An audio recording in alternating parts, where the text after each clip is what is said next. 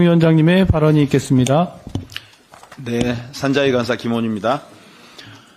우려하던 일들이 현실로 나타나고 있습니다. 지난 2일 트럼프 대통령이 멕시코, 캐나다, 중국 등에 고율 관세를 부과하는 행정명령을 발표한 데 이어 10일에는 철광과 알루미늄 제품에 예외나 면제 없이 25%의 관세를 부과하겠다고 발표했습니다.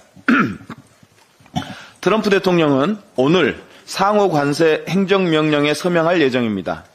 한국은 자동차 관세 10% 부과가 유력하다고 합니다. 이럴 경우 현대 기아차 영업이익이 4.3조 원 줄어들 것이라는 전망입니다. 거기에 더해 반도체 등에 대한 수입 관세 부과도 검토되고 있다고 합니다. 트럼프 대통령 발표의 이유는 즉각적인 보복을 선언했습니다. 중국 역시 마찬가지로 무역 전쟁에 뛰어들었습니다. 전 세계가 트럼프 대통령 행정명령이 자국에 미칠 영향에 예의주시하고 있습니다. 가장 급한 곳은 바로 대한민국입니다. 당장 수출 기업들의 애로가 현실로 다가오고 있습니다. 트럼프 대통령의 관세 조치가 장기화되고 확대될 경우 세계 경제 및 교역 둔화는 필연적입니다. 수출을 통해 경제를 이끌어 나가는 대한민국에 미칠 수 있는 부정적 영향을 최소화하기 위해 모든 노력을 기울여야 됩니다. 지난 2018년 트럼프 1기 정부는 무역확장법 232조를 근거로 한국산 철강제에 25%, 알루미늄에 10% 관세를 부과하겠다고 발표한 바 있습니다. 이후 문재인 정부의 기민한 대응으로 우리나라는 연간 수출 물량의 70%로 제한하는 무관세 할당제를 적용받아 오늘에 이르고 있습니다. 3월 12일 행정명령 시행까지 적지 않은 시간이 남아 있습니다. 가장 좋은 방안은 협상을 통해 현재 무관세 할당제를 그대로 유지하는 것입니다. 실제로 트럼프 대통령은 호주 총리와 대화를 통해 호주에 대한 예외를 고려할 수 있음을 시사하기도 했습니다. 문제는 그렇지 않을 때입니다.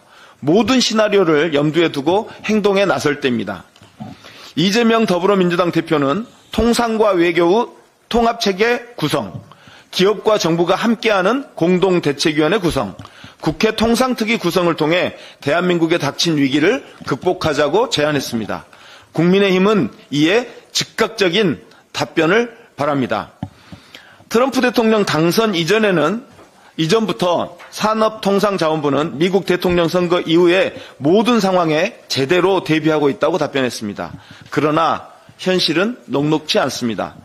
현재 상황을 투명하게 국민께 보고해야 합니다.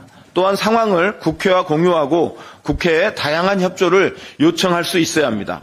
우리 모두 힘을 합쳐 해왔던 일은 제대로 해내면서 하지 않았던 일들을 함께 해 나가야 합니다. 더불어민주당이 국민과 기업, 정부와 함께 위기 극복에 최선을 다하겠습니다. 대왕고래 시추를 계속하자고 대왕고래 시추를 계속하자고 주장하시는 국민의힘 의원들께 한 말씀 드릴까 합니다. 묻고 싶습니다. 본인들 돈이면 그렇게 쓰시겠습니까? 아무리 자기 돈이라도 그렇게 함부로 쓰면, 흥청망청 쓰면 욕먹습니다. 그럼에도 불구하고 시추를 주장하시려면 사과와 반성이 먼저입니다. 잘못된 주장으로 국민을 기망하고 속인 죄 사과하십시오. 그리고 국민들의 물음에 답하셔야 됩니다. 논란의 중심이었던 세금도 못 내던 1인 부실기업 액트지오를 자문회사로 선정하게 된 과정, 액트지오의 분석 자료, 액트지오의 자료를 검증한 국내외 자문단 명단과 검증 자료를 우선 공개하십시오. 윤석열 대통령이 생방송으로 자신있게 140억 배럴, 성공률 20%, 삼성전자 시총 5배, 2200조 원의 가치가 있다는 주장으로 국민들에게 헛된 꿈을 강요한 이른바 정무적 개입의 의혹을 먼저 밝히십시오. 국민에게 신뢰를 얻지 못한 국책 사업에는 단 한 푼의 예산도 낭비할 수 없다는 것이 우리 민주당의 일관된 생각임을 명심하시기 바랍니다. 이상입니다. 예, 그럼 이상으로 제29자 정책조정회의를